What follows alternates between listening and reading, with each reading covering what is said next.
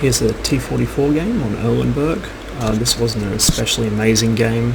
I did end up getting over 3,000 damage, but that was more to do with the enemies driving in front of my gun than any skill on my part.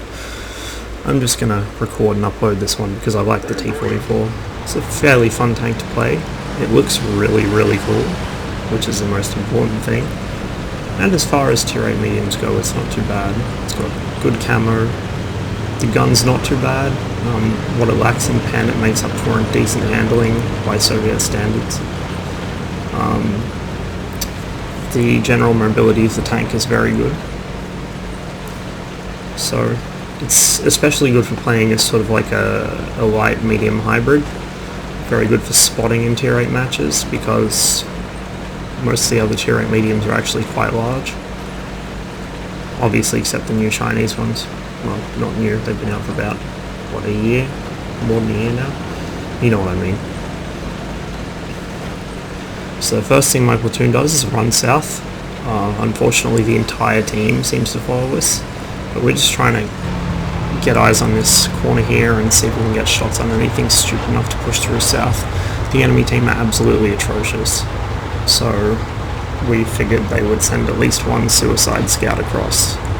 But as it happens, no, actually they didn't. So we just sort of hang here and wait for a bit. See, even our AT-15 has abandoned the bridge, well, AT-15A on the north. So we got some targets up here, but they're not really things we're going to have shots at.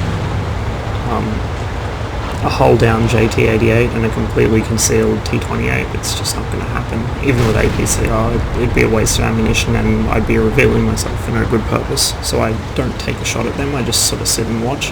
This guy, on the other hand, is definitely a target I can get shots into. So I push forwards, see me using auto-aim to keep my gun on him, but I do break the lock and manually aim. See, I'm getting there. Kick the habit eventually. So, get a little bit of unlucky RNG on that guy. That probably should have panned, looking at where it seemed to hit him.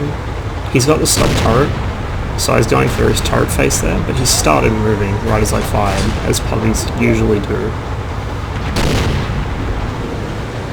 I have to forgive the constant steam bleeping in the background. One of my friends is playing Robocraft. It's like World of Tanks, except the pubbies actually have to build their own tanks, so you can imagine the depths of retarded engineering that go on in that game. It's quite fun.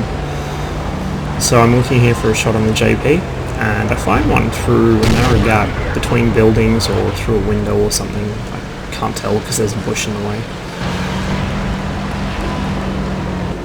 The AT-15A tags him, and right about then, most of the enemy team gets lit crossing the North Bridge.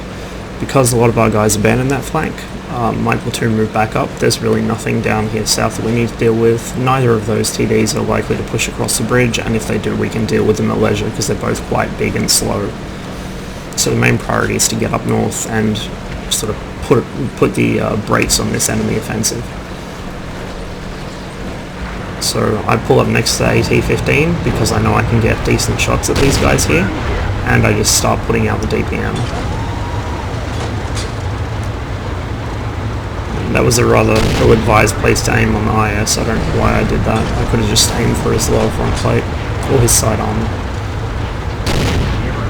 I think that hit the beak of his front armor. You can see he's not stock, but he's not fully upgraded. He doesn't have the 122mm gun yet. He also doesn't have a fire extinguisher apparently. KV-1S also not fully upgraded. IS burns to death because he's terrible. And at this point it's just basically pre-aim that gap and fire constantly, and I will surely hit something or other. And see, our pubbies have actually shifted north to react to this push as well. They've been paying attention to their maps for once. Another IS, this one an IS-2, not fully upgraded. Looks like he had the 100mm gun of the Type 59. So at this point I decide I'll just push into them. There's not really any scary things there, I suppose.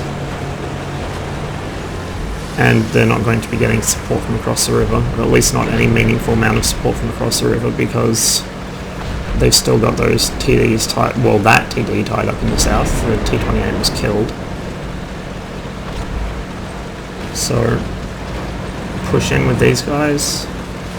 See, Hard's been taking a few hits in his 59-16. He's holding their attention while I push.